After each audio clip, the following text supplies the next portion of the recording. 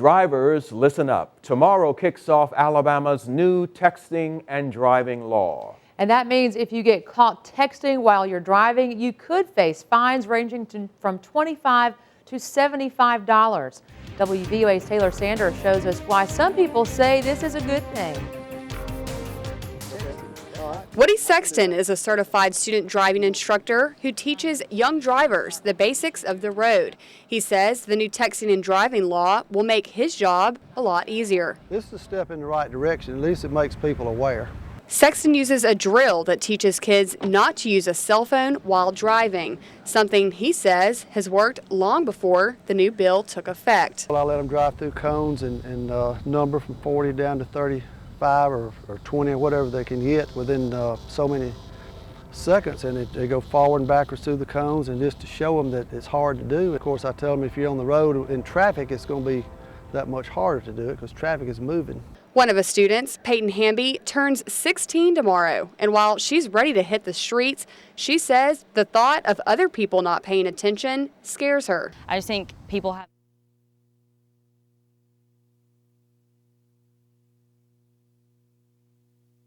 And while the new law bans texting, it allows drivers to read, select, or enter a telephone number while driving. Director for the Center of Advanced Public Safety, Alan Parrish, studies the causes of car crashes. Parrish says Alabama car crash reports from 2011 shows 13 people were injured in a car crash in Tuscaloosa County last year. The cause?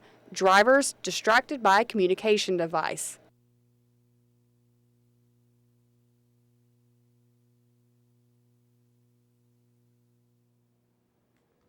And that was Taylor Sanders reporting. Violators of the law will receive a fine ranging from $25 to $75. Again, that law goes into effect tomorrow.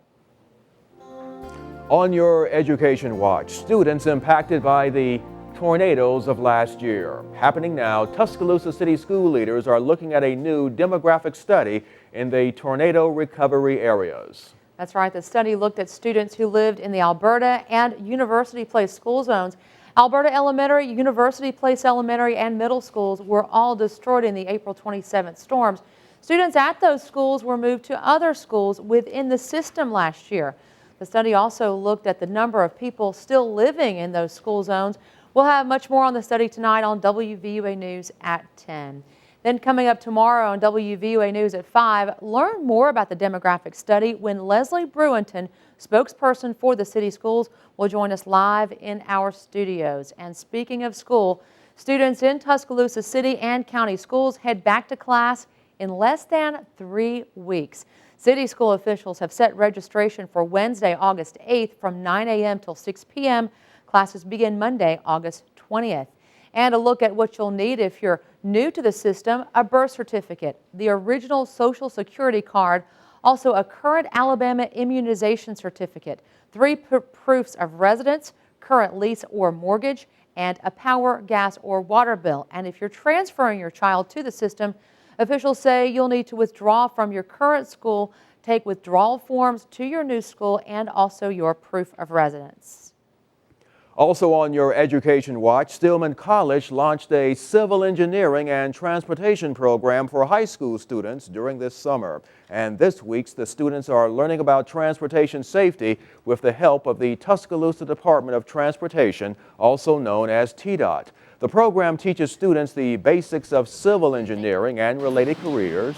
Today, the group got a tour of TDOT, then got the chance to tour the Tuscaloosa Regional Airport. Program coordinator Benny Smith says it's a great way to get students involved in engineering. The economy being the way it is now, we need to take full advantage of all of the job opportunities that there are.